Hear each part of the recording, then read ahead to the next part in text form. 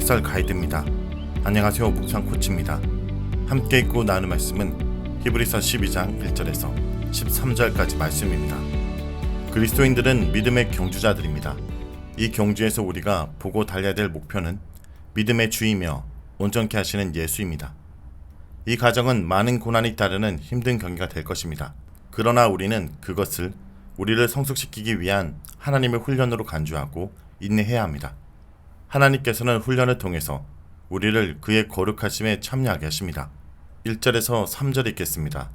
이러므로 우리에게 구름같이 둘러싼 허다한 증인들이 있으니 모든 무거운 것과 얽매기 쉬운 죄를 벗어버리고 인내로써 우리 앞에 당한 경주를 하며 믿음의 주요 또 온전하게 하시는 이인 예수를 바라보자. 그는 그 앞에 있는 기쁨을 위하여 십자가를 참으사 부끄러움을 개의치 아니하시더니 하나님 보좌 우편에 앉으셨느니라. 너희가 피곤하여 낙심하지 않기 위하여 죄인들이 이같이 자기에게 거역한 일을 참으신 일을 생각하라. 1절에서 3절은 예수님을 바라보고 믿음으로 인내하라 라는 내용입니다. 11장에서 소개된 믿음의 위인들의 이야기는 이제 성도들을 위한 겉면의 기초가 됩니다. 본문은 믿음으로 인내하라는 겉면을 경주자의 이미지를 빌려서 설명하기 시작합니다. 우리를 둘러싼 구름같이 허다한 증인들이라는 표현들은 마치 운동 경기장에서 선수들을 지켜보고 있는 수많은 관중을 연상시키는 표현입니다. 그런데 우리를 지켜보는 그 관중은 다름이 아니라 앞에서 나열했던 믿음의 선조들입니다. 그들은 이미 자신들에게 주어진 믿음의 경주를 신실하게 완주하여 하나님께로부터 의로운 자이며 하나님을 기쁘시게 하는 자라는 인정을 받은 사람들입니다. 이제는 이들이 지켜보는 가운데 히브리서의 독자들이 달려야 될 차례가 되었습니다. 믿음의 선배들이 응원하면서 지켜보는 가운데 경기에 임하는 것은 큰 용기와 격려가 될 것입니다. 믿음의 경주에 임하는 자들은 먼저 모든 무거운 것과 얽매이기 쉬운 죄를 벗어버리고 경기에 임해야 합니다. 본문은 무거운 것이 무엇인지 설명하지 않습니다. 그러나 믿음의 경주를 방해하는 것이라면 비록 그것이 죄가 아니라고 하더라도 우리는 가감히 버릴 수 있어야 합니다. 죄는 우리를 얽매서 달리지 못하게 하는 것입니다.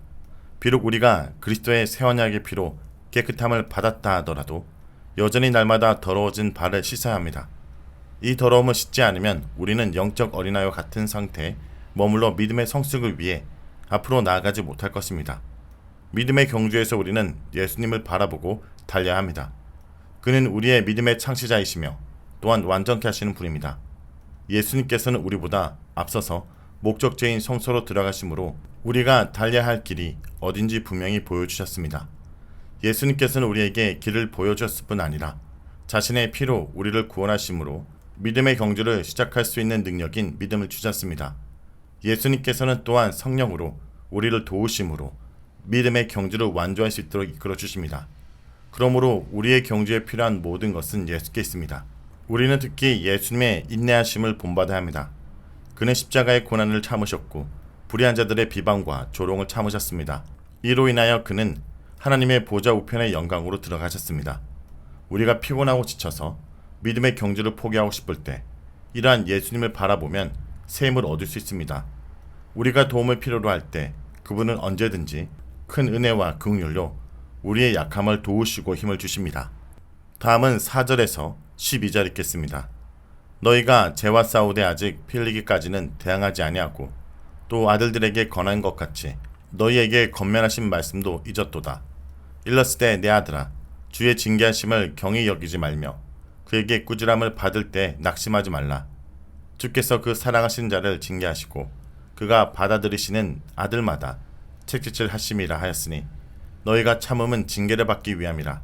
하나님이 아들과 같이 너희를 대우하시나니 어찌 아버지가 징계하지 않는 아들이 있으리요. 징계는 다 받는 것이거늘 너희에게 없으면 사생자요 친아들이 아니니라. 또 우리 육신의 아버지가 우리를 징계하여도 공강하였거든 하물며 모든 영의 아버지께 더욱 복종하며 살려 하지 않겠느냐. 그들은 잠시 자기의 뜻대로 우리를 징계할거니와 오직 하나님은 우리의 유익을 위하여 그의 거룩하심에 참여하게 하시느니라. 무릇 징계가 당시에는 즐거워 보이지 않고 슬퍼 보이나 후에 그로 말미암아 연단받은 자들은 의와 평강의 열매를 맺느니라. 그러므로 피곤한 손과 연약한 무릎을 일으켜 세우고 너희 발을 위하여 곧은 길을 만들어 저는 다리로 하여금 어그러지지 않고 고침을 받게 하라. 4절은 죄와 투쟁하라입니다. 본문의 겉면은 경기자의 이미지에서 전투하는 군인의 이미지로 바뀝니다. 그리스도인들은 죄와 투쟁하는 중에 있습니다. 이것은 1절에서 죄를 벗어버려야 될 것이라 말했던 것과 비교하면 상당히 호전적인 표현입니다.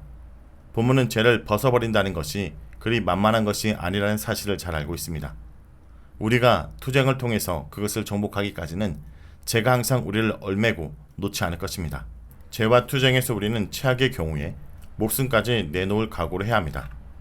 너희가 죄와 싸우되 아직 피 흘리기까지는 대항치 아니하고 라는 표현에서 성도들을 책망하듯 말하고 있는 본문의 어조를 느낄 수 있습니다.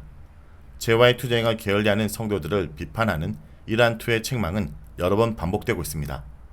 핍박과 고난의 상황에서 성도들이 죄와 투쟁을 게을리하거나 포기하고 싶은 생각이 들 때가 많았을 것입니다. 그러나 이럴 때 필요한 것이 인내입니다.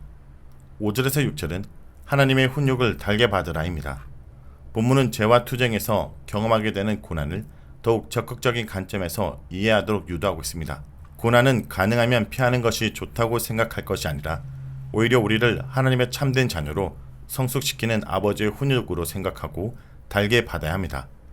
모든 부모는 사랑하는 자녀를 훈육합니다. 훈육이 때로는 징계와 채찍을 동반하며 고통스러울 수도 있지만 궁극적으로 자녀의 유익을 위한 것입니다. 그러므로 우리는 아버지의 책망에 실망하거나 낙심하지 말고 달게 받아들여야 됩니다. 그리스도인들이 세상에서 믿음으로 인해 받게 되는 핍박이나 고난을 하나님의 자녀로 성숙되어가는 훈육으로 생각한다면 우리는 그것을 더욱 적극적이고 긍정적인 태도로 받아들일 수 있을 것입니다.